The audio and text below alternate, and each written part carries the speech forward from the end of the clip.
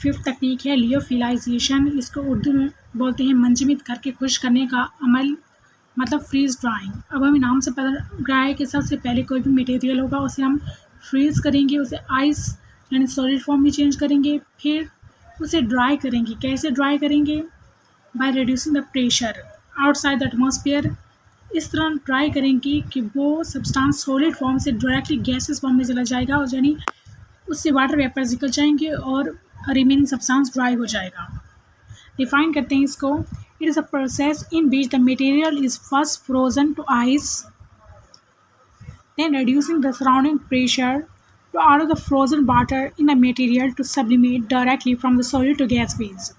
यानी पहले मटेरियल को हमने सॉलिड फॉर्म में चेंज कर लेना है, फिर surrounding pressure, atmospheric pressure reduce करना है इस तरह की उसमें से वाटर वेपर्स जो होंगे वो रिमूव हो जाएं और जो रिमेनिंग सब्सटेंस होगा वो ड्राई हो जाए, और इस प्रोसेस को फ्रीज ड्राइंग बोलते हैं। Freeze drying is carried out in 3 steps. पहला प्री ट्रीटमेंट, दूसरा फ्रीजिंग, तीसरा ड्राइंग। और इसके लिए जो अपरेटस यूज़ होगा वो ये वाला है।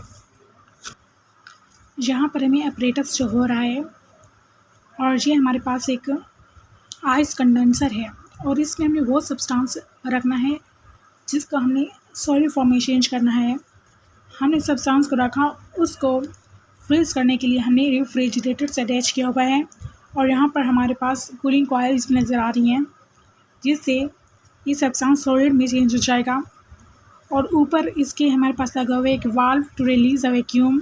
ये वैक्यूम चैम्बर है और ये वैक्यूम गाज है और ये valve to release the vacuum है। अब हमें पता है कि फर्स्ट स्टेप जिसमें प्री ट्रीटमेंट है और सेकंड स्टेप फ्रीजिंग है, यानी बाय रेफ्रिजरेटर। फ्रीजिंग करने के बाद जो थर्ड स्टेप है वो इसको ड्राई करना है by reducing the atmospheric pressure. और प्रेशर को रिड्यूस करने के लिए हमने इसी चैम्बर को वैक्यूम पंप से कनेक्ट किया हुआ है और वैक्यूम पंप जैसे ही हम वैक्यूम गाज के ज़रिए ओपन करेंगे तो इसका प्रेशर जो होगा वो वैक्यूम चैम्बर का रिड्यूस हो जाएगा और यहाँ से वाटर वेपर्स बन के निकलना स्टार्ट हो जाएंगे और रिमेनिंग ड्राइड सब्सटेंस हमें यहाँ ऑब्टेन होगा और इस प्रोसेस को हम लियोफिलाइजेशन कहेंगे। It is a stage where the product is prepared for freezing. Freezing on large scale. It is done by using freeze drying machine to produce the large size crystals. Products will be frozen slowly.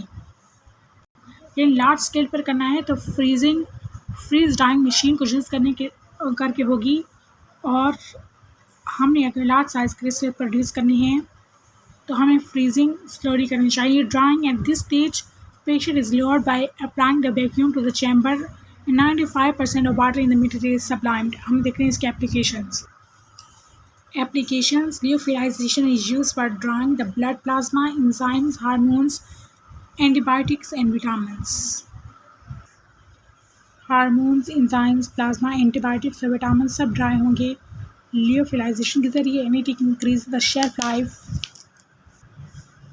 Of vaccines and other injection, क्योंकि इनमें से water remove हो जाएगा और remaining substance जो होगा उस पर माइक्रोब अटैक नहीं कर सकेंगे। It is used to preserve the food also.